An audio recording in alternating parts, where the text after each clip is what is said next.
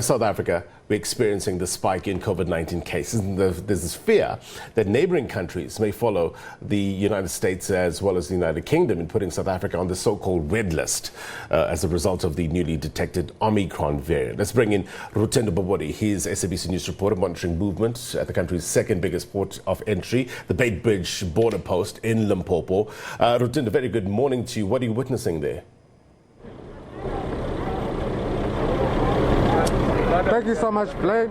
Be under no illusion. The new variant it's ravaging. If you look at the numbers in the previous 24 hours, you could see that the figures are going haywire. You don't need to be an astronaut or a brain surgeon to understand that. Even a layman and a greenhorn like me understands that. And when we heard about this, when we see the figures, we thought, you know what, let's come here at the Beitbridge Border Post. Let's see, let's observe activities here.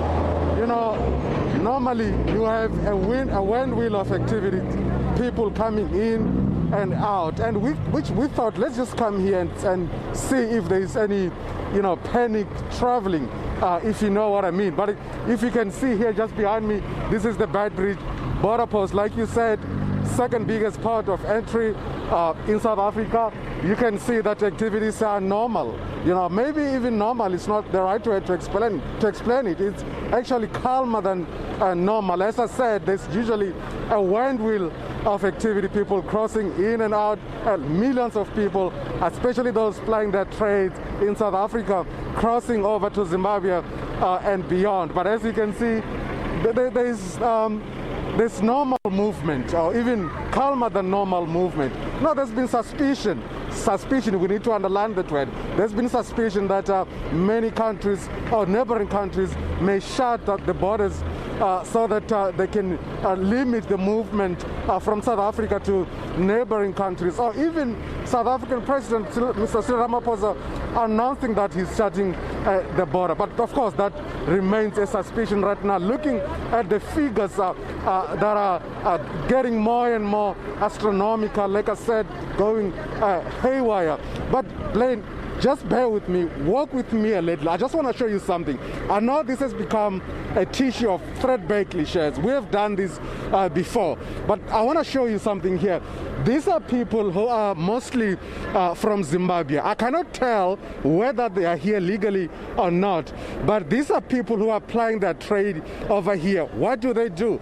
They carry luggage for people crossing over to Zimbabwe just for a few rands and cents. But look what is happening there, just playing games, skylarking, complete disregard for COVID-19 regulation. This is one of the most, or the highest when it comes to super spreading. This is one of the most dangerous areas because a lot of people coming here, mostly those who are coming from neighboring countries, to try and make a few rands and cents, as I said. And over here, Blaine, if you can pan it right to my left, you see business people selling here. They mostly sell food and refreshments to people crossing over to Zimbabwe and other countries. You know, they're quite worried. They're gravely worried that if the borders are closed, then their business will, of course, fumble. You'll remember that when the borders were closed previously, their business fled just like birds before a storm.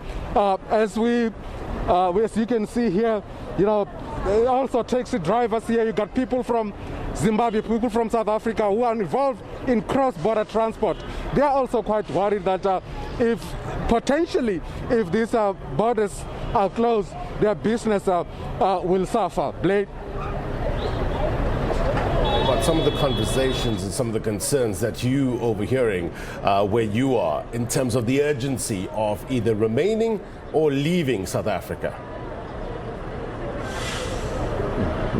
Yeah. Look, you remember previously people were stranded in South Africa. You know, there were some homesick travelers, especially those who are from other countries, neighboring countries, plying their trades here, you know, who have been working for years in South Africa without going home. And at the time They wanted to go home. The borders were shut.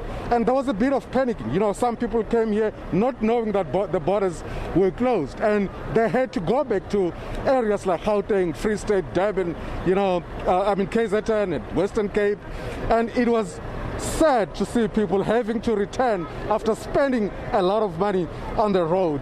Of course, when I talk to people here, the sense I get is that if that happens, if the president announces or anyone, even in the neighboring countries, announces that they're closing down the borders in the light of this variant, then they might start flocking back home to avoid being potentially stranded within the borders of South Africa. Thank you very much indeed. Come back to us if there's any further developments. We'll get you straight on air, get the view at the very latest. Appreciate it. Lutendo Bobodi live for us there.